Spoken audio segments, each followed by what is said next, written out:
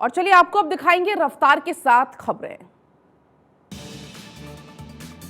भारत का पड़ोसी देश पाकिस्तान इस दिनों अपने सबसे खराब आर्थिक दौर से गुजर रहा है। आपको बता दें, प्रधानमंत्री शहबाज शरीफ का भारत को लेकर एक बयान सामने आया है। उन्होंने कहा है कि हमने भारत के साथ 3 युद्ध लड़े हैं और पाकिस्तान अपना सबक सीख चुका है। पाकिस्तानी प्रधानमंत्री ने कहा कि हम गरीबी को खत्म करना चाहते हैं, देश में खुशहाली लाना चाहते हैं। शहबाज ने कहा, हम शांति से जीना चाहते हैं। पाकिस्तान में आटे की कमी के चलते मचा हुआ है हाहाकार। आटे की बढ़ती हुई कीमतों की वजह से कई इलाकों में लोग सरकार के खिलाफ सड़कों पर उतरे। पाकिस्तान में कई लोग स्कूटर और बाइक से आटे की बोरियां ले जा रहे एक ट्रक का पीछा करते नजर आए। जैसे ही लोग ट्रक के पास पहुंचते हैं, वो नोटों की गड्डी दिखाकर आटे की बोरी मांगने लगते हैं।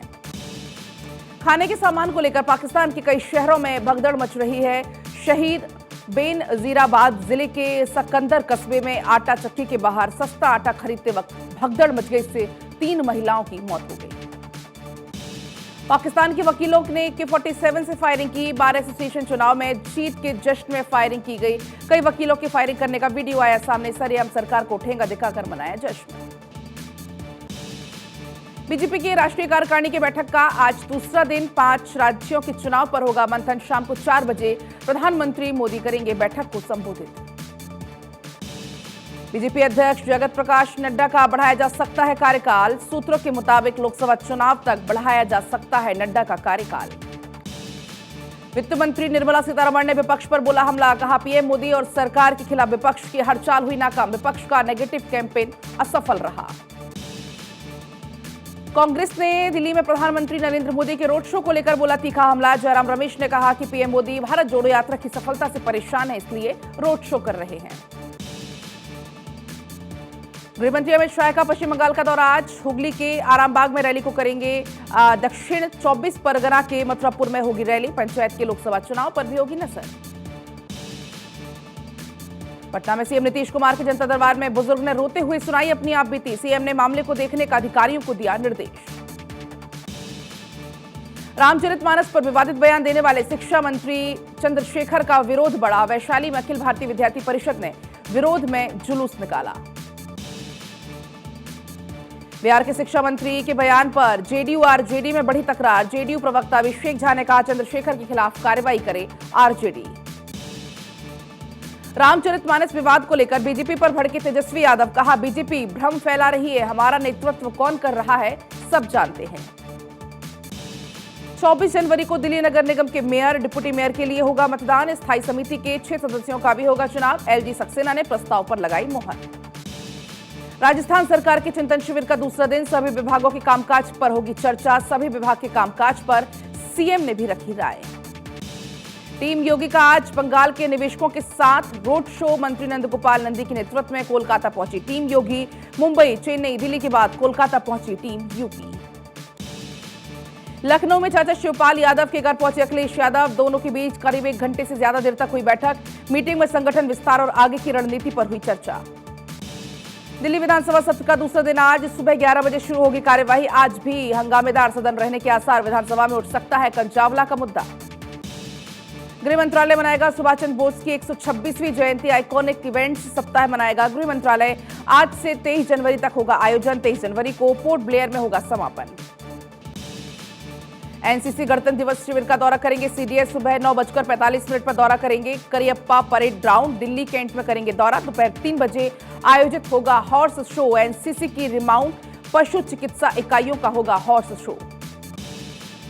नेपाल विमान हादसे में कल शाम तक 70 शव बरामद किए गए। सुबह फिर शुरू होगी बाकी 2 शवों की तलाश।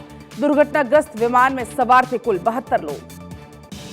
सत्येंद्र जैन की जमानत याचिका पर सुनवाई आज। दिल्ली हाईकोर्ट करेगा जमानत पर सुनवाई। पिछली सुनवाई में सत्येंद्र जैन के वकील ने रखा था अपना पक्ष। कहा था, जांच में सहयोग करने के बाद भी गिरफ्तारी गलत। देश के मैदानी इलाकों में जहां भीषण शीतलहर चल रही है, तो पहाड़ी इलाकों में भी बर्फबारी के चलते मौसम विभाग के अनुसार इस कड़ाके की ठंड में कुछ दिन के बाद राहत मिलनी होगी शुरू। राजस्थान के माउंट आबू में भीषण सर्दी पड़ रही है। बीते दिनों आबू का तापमान न्यूनतम तापमान -4 डिग्री सेल्सियस तक पहुंच गया। सिर्फ इंसानों की हड्डियां नहीं गल रही, बल्कि फसलों को भी पहुंच रहा है भारी नुकसान।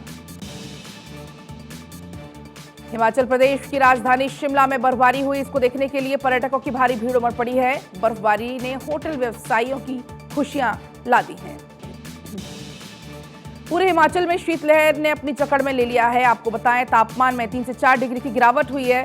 बर्फबारी से ऊपरी शिमले में अधिकांश सड़कों पर आवाजाही हुई प्रभावित।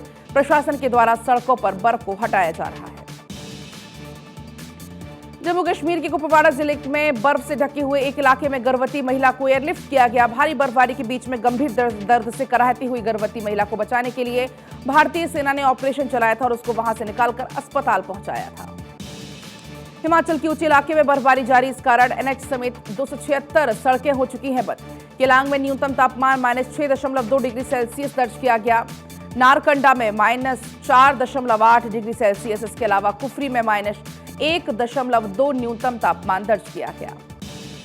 जम्मू कश्मीर के बांदीपोरा जिले में गुरेज सेक्टर का एक गांव हिमस्खलन की चपेट में आ चुका है। इससे नुकसान की हालांकि फिलहाल कोई जानकारी नहीं। जम्मू कश्मीर के बांदीपोरा सहित 12 जिलों में बर्फीले तूफान की चेतावनी जारी की गई।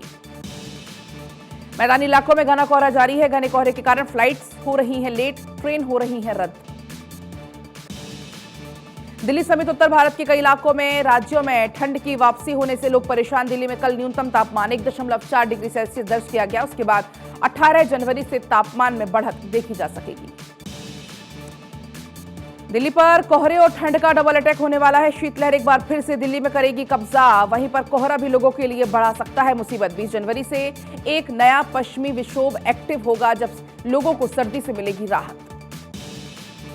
गणतंत्र दिवस के मौके पर आतंकवादी संगठन राजधानी दिल्ली, पंजाब समेत देश के कई अन्य शहरों में हमले की बड़ी साजिश रच रही है, जिसको लेकर आतंकवादी संगठनों अलकायदा और इस्लामिक स्टेट ने साजिश रची है। राजधानी दिल्ली, पंजाब समेत देश के कई अन्य शहरों में बड़े हमले की साजिश रच रही है। भारतीय खुफिया एजेंसियों ने इसके संबंध में अलर्ट जारी किया। देश की खुफिया एजेंसियों ने राम मंदिर को लेकर भी अलर्ट जारी किया है। आतंकी राम मंदिर पर बड़े हमले की साजिश रच रहे हैं। 2 आतंकियों की दिल्ली में गिरफ्तारी के बाद अब अयोध्या में सुरक्षा व्यवस्था की गई चाक चौबंद। मथुरा में श्री कृष्ण जन्मभूमि मंदिर परिसर के बाहर सुरक्षा व्यवस्था बढ़ाई गई। LIU, IB और पुलिस गतिविधियों पर नजर रख रही है। यूपी के महोबा में हिंदू संगठनों के पदाधिकारियों पर जानलेवा हमला, दबंगों ने की फायरिंग के बाद हुए फरार दबंग, तलाश जारी। यूपी के गोंडा में इलेक्ट्रॉनिक दुकान के मालिक और कर्मचारियों के दबंगों ने जमकर की मारपीट। सीसीटीवी में कैद हुई तस्वीर, पुलिस में दर्ज कराई गई शिकायत। गुरुग्राम में गैंगस्टर नीरज पवाना के नाम से 1 करोड़ की फिरौती मांगने वाला आरोपी गिरफ्तार। उत्तर प्रदेश का रहने वाला है आरोपी संदीप त्यागी उर्फ जितेंद्र। बिहार के भागलपुर में नाले के पानी सड़क पर आने से नाराज शख्स ने किया अनोखा प्रदर्शन। नाले के पानी में नहाकर जताया विरोध। महाराष्ट्र के शिरडी में महिला ने अपने 2 बच्चों को नींद की गोलियां खिलाकर खुदकुशी कर ली। महिला की तबीयत ठीक, आपको बता दें बच्चों की हालत गंभीर। चंडीगढ़ में आया हिट एंड रन का मामला, जहां पर सड़क के किनारे स्ट्रीट डॉग्स को खाना खिला रही एक लड़की को तेज रफ्तार थार ने रौंद डाला। वारदात के बाद आरोपी फरार, महिला अस्पताल में भर्ती। सिरसा के कालामवाली मंडी में फायरिंग, अंधाधुंध फायरिंग में 2 लोगों की मौत, 2 घायल। कार पर सवार हमलावरों ने गाड़ी में बैठकर जा रहे लोगों पर की फायरिंग। भारत में कोरोना संक्रमण के 114 मामले आए सामने, जबकि जो विचाराधीन मरीजों की संख्या घटकर हुई, जिनका इलाज चल रहा है 2119। देश में संक्रमण के मामले में कुल संख्या 4,46,81,154 हो गई है। मृतकों की संख्या 5,30,726 हो गई है। मंत्रालय की वेबसाइट के अनुसार कोविड-19 से ठीक होने वालों की अब जो दर है वो बढ़कर 98.80% हो गई है। भारत 24 ने किया सुपर इंडियंस का सम्मान। दिल्ली के ताज होटल में हुआ कार्यक्रम। डॉक्टर जगदीश चंद्र के साथ केंद्रीय मंत्री नितिन गडकरी और फिल्म अभिनेता गोविंदा कार्यक्रम में हुए शामिल। भारत 24 ने उन लोगों को सम्मानित किया जिन्होंने देश की तरक्की में योगदान दिया। मशहूर अभिनेता गोविंदा ने कार्यक्रम को किया होस्ट। अपने अनोखे अंदाज से दर्शकों का जीता दिल।